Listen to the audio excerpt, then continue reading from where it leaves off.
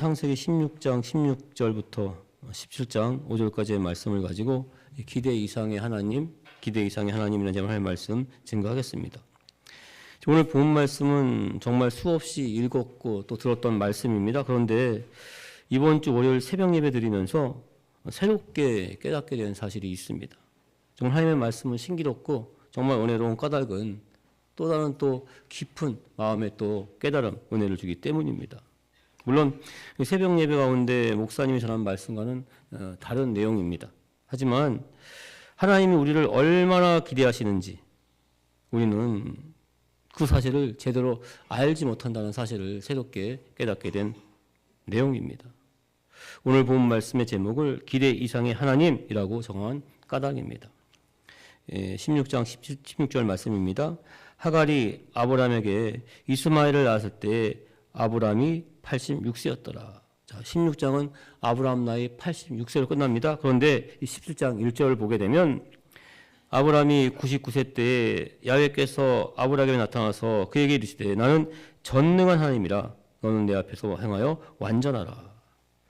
아브람의 나이가 99세가 됐습니다. 즉 오늘 본 말씀 16장 16절 말씀 그리고 17장 1절 말씀 이 단 한 절의 차이입니다. 그런데 13년의 세월이라는 간극이 있습니다. 구약 성경은 말라기서로 끝납니다. 옛날 약속, 옛구자죠. 구약 시대. 이 구약 시대가 말라기서로 끝난 다음 새로운 약속, 신약 시대가 열리기까지 약 400년 동안의 시간이 세월의 간극이 있습니다. 암흑기라고 합니다. 암흑기라고 하는 까닭은 하나님의 말씀이 없었던 시기이기 때문입니다. 그렇습니다. 오늘 말씀 가운데 이렇게 13년의 간극이 있다는 것은 13년 동안 아무 일도 일어나지 않았다는 것은 하나님의 말씀이 없었다는 뜻입니다. 그렇다면 왜 하나님의 말씀이 없었던 것일까요? 16장 16절 말씀에서 그 이유를 찾을 수가 있습니다. 하갈이 아브람에게 이스마엘을 낳았을 때 아브라함이 아들 이스마엘을 86세의 나이에 얻었기 때문입니다. 이 86세, 그러니까 할아버지 중에 할아버지예요. 이미 다른 할아버지들은 손자를 얻고도 남을 나이입니다. 그런데 아브라함에게는 이 손자는 둘째시고 아들도 없습니다. 그런데 아들이 태어났어요. 얼마나 기뻤을까요? 아마도 하루하루 시간이 정말 어떻게 지나가는지 모를 정도로 기뻤을 것입니다. 그래서 아브라함은 아들을 얻은 대신에 하나님을 잃어버리게 된 것입니다. 하나님께서 베푸신 은혜를 잊어버렸어요. 사실 아들 이스마엘을 얻기까지 아브라함의 가정에는 큰 시련이 있었습니다. 아들 이스마엘을 낳지도 못할 뻔했어요. 태어나지도 못할 뻔했습니다. 창세기 16장 4절 보시면 아브라함이 하갈과 동침하였더니 하갈이 임신하매 그가 자기의 임신함을 알고 그 여주인 사레를 멸시한지라. 아내 사라와 아브라함의 아들을 임신한 여종 하갈 사이에 갈등이 증폭됐습니다. 사레는 임신한 하갈을 학대합니다. 6절 보시면 아브라함이 사라에게 이르되 당신의 여종은 당신의 수중에 있으니 당신의 눈에 좋을 대로 그에게 행하라 하며 사레가 하갈을 학대하였더니 하갈이 사라 앞에서 도망을 쳤더라. 하갈은 학대를 피해서 광야로 도망갑니다. 임산부였어요. 임산부가 홀로 광야에 있다는 것은 죽음의 위기 가운데 놓여 있다는 뜻입니다. 자, 9절 10절 보시면 야훼의 사자가 그에게 이르되 내 주인에게로 돌아가서 그 수하에 복종하라. 야훼의 사자가 또 그에게 이르되 내가 내 씨를 크게 번성하여 그 수가 많아 셀 수 없게 하리라. 야훼의 사자가 나타납니다. 죽음의 위기 가운데 있는 하갈을 지키고 보호해 줍니다. 또한 하갈이 낳은 자손의 수가 셀 수 없을 정도로 많을 것이라는 소망의 말씀을 주십니다. 자, 이 소망의 말씀을 믿고 돌아옵니다. 이 하갈. 그래서 낳은 아들이 바로 이스마엘이에요. 하나님의 보살핌, 그 은혜 가운데 낳은 아들이 이스마엘입니다. 그런데 아브라함은 그 은혜를 잊어버려요. 당장 눈앞에 있는 아들, 이 86세에 얻은 그 아들이 정말 눈에 넣어도 아프지 않을 정도로 예뻤기 때문입니다. 기뻤기 때문입니다. 그래서 13년의 세월이 훌쩍 지나갔어요. 13년 만에 나타난 하나님은 아브라함을 책망하지 않아요. 책망하지 않으시고 말씀하십니다. 1절 보시면 아브라함이 99세 때 야훼께서 아브라함에게 나타나서 그에게 이르시되 나는 전능한 하나님이라 너는 내 앞에서 행하여 완전하라. 나는 전능한 하나님이라고 말씀하십니다. 그러니 모든 일을 다 할 수 있다. 이룰 수 있으니 너는 내 앞에서 온전히 행동하라. 이렇게 말씀을 하십니다. 원래 하나님께서 아브라함에게 약속하신 아들은 여종 하갈을 통해서 낳은 이스마엘은 아니었어요. 사실 따지고 보면 하나님의 뜻이 아니었습니다. 아브라함 자신의 뜻 가운데 여종 하갈과 동침해서 낳은 이스마엘입니다. 이 이스마엘로 말미암아 지금 현재까지 이렇게 중동 지역의 전쟁이 끊임없이 일어나고 있는 것입니다. 이스마엘의 후손이 아람 민족이 됐기 때문입니다. 하지만 창세기 17장 2절 4절 보시면 내가 내 언약을 나와 너 사이에 두어 너를 크게 번성하게 하리라 하시니 아브라함이 엎드렸더니 하나님이 또 그에게 말씀하여 이르시되 보라 내 언약이 너와 함께 있으니 너는 여러 민족의 아버지가 될지라. 하나님은 당장에는 아브라함을 책망하지 않으세요. 하나님은 아브라함에게 약속하셨던 그 약속, 그 언약을 먼저 말씀하십니다. 그 약속을 통해서 아브라함 내가 여러 민족의 아버지가 될 것을 나는 기대하고 있다 이렇게 말씀을 하십니다. 단지 한 가정의 아버지가 아니라 여러 민족의 아버지로서 나는 너를 기대하고 있다는 말씀을 하십니다. 그러니까 책망하지 않고 이렇게 더욱더 은혜의 말씀, 축복의 말씀을 하세요. 그런데 아브라함은 이 당시에는 이 하나님의 크신 은혜를 제대로 깨닫지 못했다고 생각을 합니다. 또 하나가 더 받은 하나의 깨달음이고 은혜였었는데 이 말씀으로 말미암아 훗날 아브라함이 이삭을 번제물로 드릴 수가 있었습니다. 하나님의 은혜를 그때는 깨닫지 못했어요. 하지만 지나고 나니까 하나님의 은혜를 정말 깨달았어요. 여러 민족의 아버지가 된다는 이 말씀을. 그래서 아들 이삭을 번제로 드릴 수 있었던 것입니다. 나중에 다시 한 번 더 이 말씀에 대해서는 말씀을 나눌 예정입니다. 5절 보시면 이제후로는 내 이름을 아브라함이라 하지 아니하고 아브라함이라 하리니 이는 내가 너를 여러 민족의 아버지가 되려 함이니라. 하나님께서는 기대에 걸맞는 이름으로 여러 민족의 아버지라는 이름을 뜻을 가진 아브라함은 한 가정의 아버지입니다. 근데 아브라함 이렇게 이름을 바꿔주십니다. 아브라함이 자신의 이름을 들을 때마다 불릴 때마다 다시 한 번 더 그 이름 될 것을 기대하기 위한 것이었습니다. 그렇습니다. 오늘 본 말씀을 묵상하면서 새롭게 깨닫게 된 것은 우리 기대와 하나님의 기대는 차원이 다르다는 것입니다. 아브라함은 그저 자신이 한 가정의 아버지가 되는 것을 기대했어요. 하지만 하나님은 여러 민족의 아버지가 되는 것을 기대하고 계셨다는 사실입니다. 왜냐하면 전능하신 하나님이기 때문입니다. 전능하다는 것은 어떤 일이든지 다 할 수 있다는 뜻이에요. 하나님의 말씀은 어제나 오늘이나 영원토록 동일한 줄 믿습니다. 전능하신 하나님, 이 하나님은 아브라함만이 아니라 지금 우리에게도 아브라함처럼 우리를 기대하고 있는 줄 믿습니다. 우리 성도님들, 여러 민족의 아버지, 열국의 아버지가 된 아브라함처럼 하나님의 그 기대에 기대하시기를 주님의 이름으로 축원드립니다. 전능하신 하나님께서 우리와 함께 해줄 줄 믿습니다. 자, 우리를 기대하시는 하나님은 첫 번째 사명을 주십니다. 그리고 능력도 주십니다. 이 자리가 사람을 맡는다는 말이 있습니다. 뛰어난 능력이 없는 사람일지라도 높은 직책을 맡게 되면 그 직책에 맞는 기대 이상의 능력을 발휘하게 된다는 뜻이에요. 그리고 또한 자리가 사람을 맡는다 이 말에는 그 자리에 있는 사람은 그 자리에 맞는 사람으로 대하고 존중하는 뜻도 담겨져 있습니다.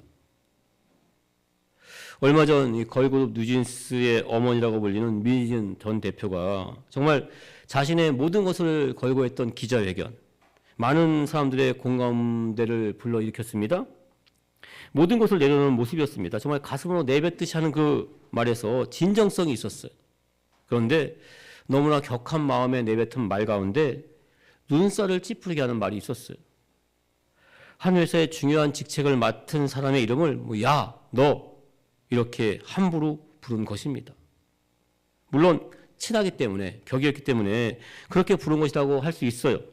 하지만 한 회사에서 높은 직책을 맡은 사람, 아니 낮은 직책일지라도 뭐 그 사람의 능력이 높고 낮음 때문에 그 사람을 사장, 사원 이렇게 부르는 것은 아닙니다.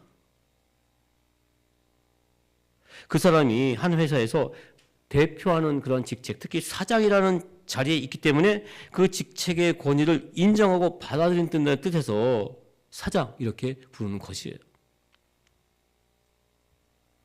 그리고 지금 사실 우리가 대통령, 영부 이렇게 부르는 것은 정말 그분들이 능력이나 뭐 거기에 정말 걸맞기 때문에 그러는 거 아십니다. 그 직책이 주는 권위가 있기 때문에 이렇게 부르는 거예요. 마찬가지예요. 교회에서도 마찬가지입니다. 교회에서 직분도 마찬가지예요. 교회에서 직분을 맡은 사람은 그 자리에 있는 사람도 마찬가지입니다. 특히 교회에서는 정말 직분에 대한 그 권위를 우리는 인정해야 됩니다. 그 사람이 높고 낮음이 절대 아니에요. 하나님께서는 직분이기 때문에 하나님께서 직분 주시면, 사명 주시면 또한 능력도 주시기 때문인 줄 믿습니다. 기드온이 가장 대표적인 사람이라 할 수 있습니다. 기드온은 일개 농사꾼이었습니다. 밀 농사를 짓고 있을 때 하나님의 천사가 나타나서 말합니다. 사사기 6장 12절 보시면 야훼의 사자가 기드온에게 나타나 이르되 큰 용사여 야훼께서 너와 함께 계시도 하매. 하나님은 농부인 기드온을 큰 용사라고 부르십니다. 큰 용사로서 이방 민족 미디안을 물리쳐 낼 사명을 주십니다.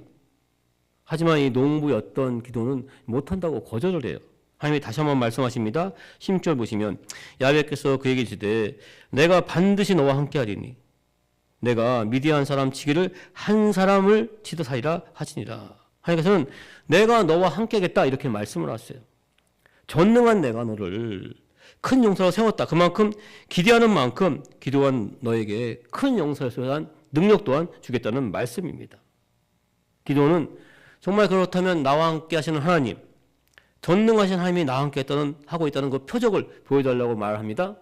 하나님께서는 땅이 젖으면 양털이 마르게 하고 또한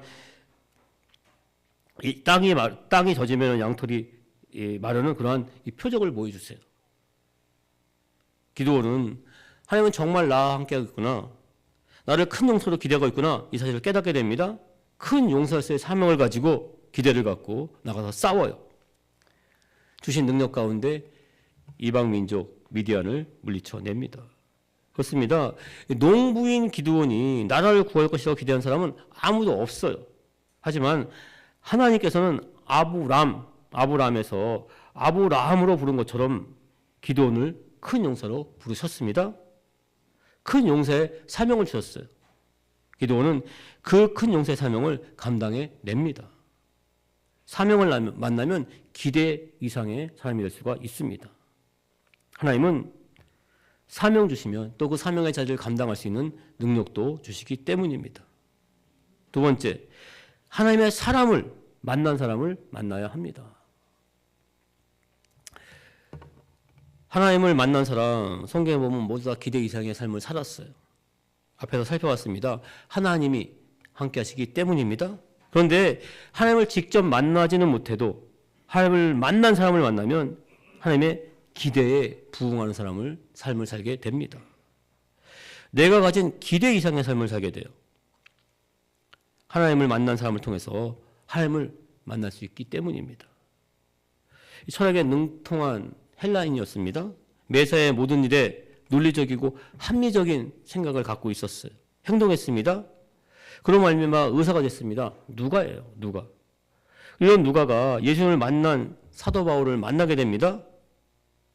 사도 바울을 따라다니면서 이전 자신이 갖고 있던 생각으로는 도저히 이해할 수 없는 기적과 이적이 가득 찬 예수님의 생애에 대한 복음을 씁니다. 누가복음을 씁니다.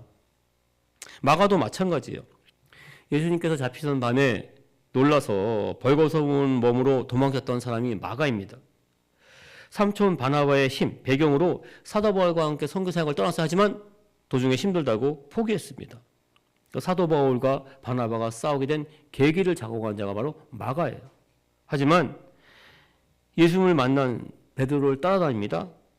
사복음 중에서 가장 먼저 기록된 이 마가복음을 기록하게 됩니다. 우리 주변에도 있습니다. 우리나라 초대 대통령이었던 이승만 대통령. 1875년 황해도의 평산 작은 마을 한 가난한 선비의 집안에 그러니까 외아들로 태어났어요.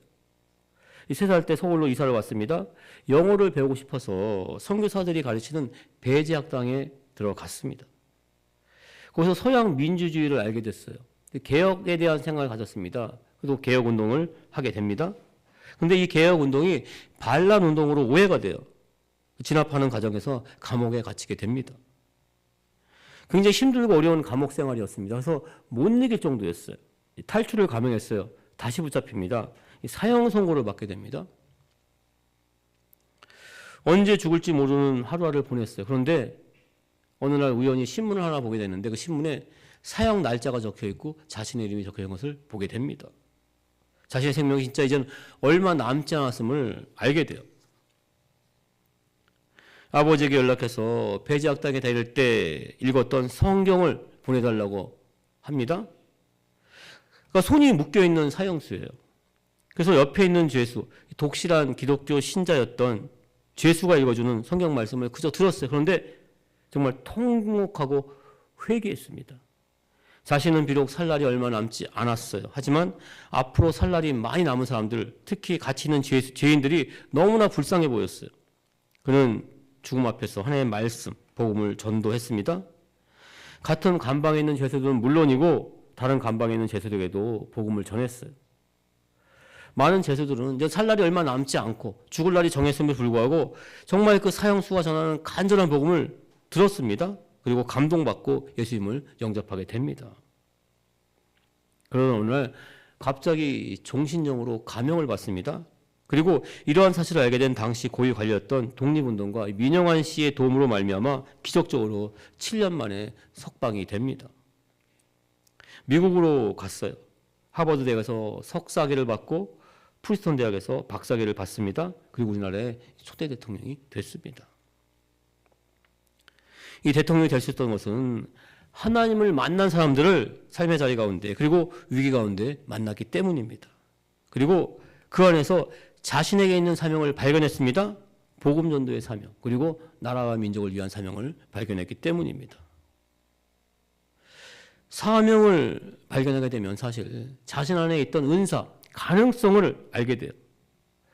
은사, 하나님이 주신 가능성은 누구에게나 있습니다. 다만 그 가능성을 올바로 알지 못하고 그 은사를 제대로 활용하지 못할 뿐이에요. 동물도 마찬가지입니다. 정말 미흡한 동물도 닭. 이 닭에 대해 모를 때 우리는 닭이 1년에 한 200개의 알을 낳게 되면 굉장히 슈퍼 닭이라고 말을 했어요. 닭 중에 닭이라고 했어요. 그런데 지금은 닭이 달걀을 낳을 수 있는 환경을 마련해 주면, 불을 밝혀주고 음악을 들려주면 하루에도 몇 개씩 낳을 수가 있다고 합니다. 마찬가지예요. 우리 특히 하나님의 백성들에게는 무한한 가능성, 하나님의 은사가 우리 안에 담겨진 줄 믿습니다. 그 은사는 하나님의 사람을 만나면 자신이 생각하고 있는 것보다 더욱더 기대 이상의 삶을 살게 됩니다. 하나님의 사람들이 모여있는 것이 바로 교회 아닙니다.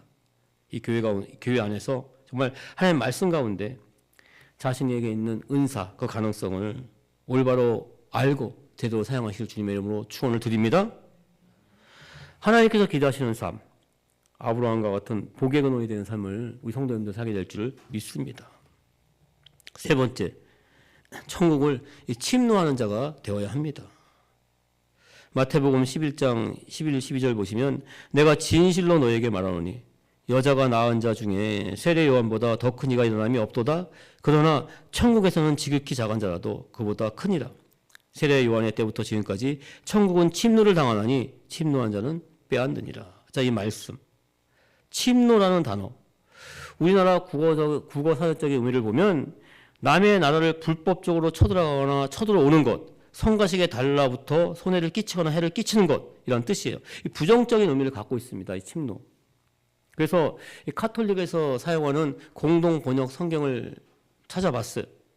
이 폭행이라고 기록이 되어 있습니다. 침노 대신에. 그리고 이 새 번역 성경에는 강제적인 심이란 단어로, 그리고 현대인 성경에는 침략이란 단어로 사용이 되고 있어요. 좀 이상했습니다. 모두 다 부정적인 의미를 갖고 있었어요. 그래서 천국과는 좀 어울리지 않는 단어라는 생각을 했어요. 헬라어 원어를 살펴봤습니다. 이 침노하다는 헬라어 단어는 그 폭력, 이 폭행을 뜻하는 비아라는 명사에서 이 명사가에서 파생된 비아조가 이 침노하다는 뜻이 된 거예요. 비아조. 그런데 새롭게 깨닫게 된 것은 이 비아조를 중간태로 해석하면은 많이 그 뜻이 달라진다는 것입니다. 헬라어에는 우리나라에는 없는 문법이 하나 있는데 그게 바로 뭐냐면 능동태와 수동태 사이에 있는 중간태예요. 우리나라에는 능동태와 수동태밖에 없는데 이 헬라에는 이 중간태라는 또 이렇게 문법이 있습니다. 이 문법을 보게 되면은 이 비아조가 보기 보다시피 비아제 타이로 바뀌는데 그 뜻도 뜨거운 열정과 힘으로 장악하다는 이 긍정적인 뜻으로 바뀌게 됩니다. 헬라의 또 신비라고 말할 수가 있습니다. 즉 천국은 침노를 당하나니 침노한 자는 빼앗니라. 이 말씀을 올바로 해석하게 되면은 천국은 악한 사단에 의해 강하게 침략을 받고 있다. 이렇게 해석할 수가 있어요. 앞에는 그냥 비아조라고 이렇게 쓰여 있습니다. 그런데 뒤에 보게 되면은 침노한 자는 빼앗니라. 이 말씀은 그러니 하나님의 백성인 너희들이 천국을 이 땅 가운데 이르게 한 열정과 노력으로 장악을 해야 된다. 이렇게 해석할 수가 있습니다. 그러니까 앞에 있는 비아조와 앞에 있는 비아조타이가 다른 뜻을 갖고 있다는 것입니다. 그리고 좀 더 명확히 알기 위해서는 앞에 있는 11절 말씀을 더욱더 확실히 알아야 됩니다. 여자가 낳은 자 중에 세례요한보다 큰 이가 일어남이 없도다. 예수님께서 말씀하신 것인데 이 말씀은 세례요한이 그동안 있어왔던 모든 사람들, 특히 모든 선지자들보다 더 큰 능력이나 권세가 있다는 말 아닙니다. 다만 주님이 오실 길을 준비하는 자로서 가장 큰 자였다는 것입니다. 그러니까 예수님이 오시는 길을 성경에 있는 그 누구보다 더 잘 준비했기 때문에 큰 자라는 말씀이에요. 그리고 그러나 천국에서는 지극히 작은 자라도 그보다 크니라. 이 말씀은 작다는 것은 세례 요한이 받은 구원, 그 상급이 작다는 것이 절대 아닙니다. 그러니까 구원의 여부나 상급에 대한 말씀이 아니에요. 그러니까 구원의 역사에 의해 있어서 세례 요한의 그 한계성을 말씀하고 있습니다. 무슨 말인가 하면은 세례 요한은 주님이 오실 길, 메시아의 길을 준비했다는 것은 지극히 위대하고 큰 일이에요. 하지만 주님이 오셔서 하신 사역들, 일들, 하나님의 나라가 임하는 것은 보지 못했다는 것입니다. 그러니까 주님의 사역을 여는 문지방에만 세례 요한은 서 있었다는 것입니다. 예수님을 구주로 영접한 사람들이 본 십자가의 부활, 그리고 오순절 성령 강림 같은 사건은 세례 요한 보지 못했어요. 듣지도 못했습니다. 그래서 예수님은 세례 요한을 지극히 작은 자라고 말씀하신 것입니다. 그러니까 세례 요한의 위대성과 동시에 그 한계성을 말씀하고 있는 것입니다. 하지만 이미 말씀을 드렸습니다. 우리는 십자가의 부활의 역사, 그리고 오순절날 강림하신 성령님을 너무나 잘 알고 있습니다. 지금 우리와 함께 하시는 성령님에 대해서 알고 있어요. 그 인도하심을 믿습니다. 예수님이 말씀하셨습니다. 사도행전 1장 8절 오직 성령이 너에게 임하시면 너희가 권능을 받고 예루살렘과 온 유대와 사마리아 땅까지 이르러 내 증인이 되리라 하시니라. 너희에게 성령이 임하시면 우리 성도님들 이미 성령을 받은 줄 믿습니다. 왜냐하면 이 예배 자리에 앉아있다는 것, 이것이 바로 성령님이 지금 우리와 함께하고 있기 때문인 줄 믿습니다. 그래서 우리는 성령이 주시는 권능으로 말미암아 천국을 침노할 수 있습니다. 천국을 장악할 수가 있다는 것입니다. 나의 나된 것이 아니라 내 인과 뜻이 아니라 성령이 주신 그 뜨거운 열정과 힘으로 말미암아 천국, 하나님의 나라를 이 땅 가운데 임하게 할 수 있습니다. 하나님의 말씀은 어제나 오늘이나 영원토록 동행인 줄 믿습니다. 우리 성도님들, 정말 조용기 목사님만, 정말 멀리 있는 그런 목사님들만 병을 낫게 하고 문제를 하게 하는 것이 아니에요. 우리도 기도하면 성령의 권능을 덧입게 되면 이 땅 가운데 천국, 하나님의 나라를 임하게 할 줄 믿습니다. 기적과 예언이 나타날 줄 믿습니다. 말씀의 결론을 맺겠습니다. 성도님들, 복의 근원이 됐던 삶을 살았던 아브라함처럼 하나님이 주신 사명 만나시길 주님으로 축원드립니다. 하나님의 사람을 만나고 내 안에 있는 은사를, 가능성을 더욱더 잘 알고 활용하실 주님으로 축원드립니다. 성령 하나님을 더욱더 깊이 만나시길 주님의 이름으로 축원드립니다. 천국을 침노한 자가 되어 이 땅 가운데 하나님의 나라가 임하는 기적과 이적을 향하게 될 줄 믿습니다. 아브라함처럼 정말 복이 근원이 된 삶을 사는 성님 되실 주님의 이름으로 축원을 드립니다.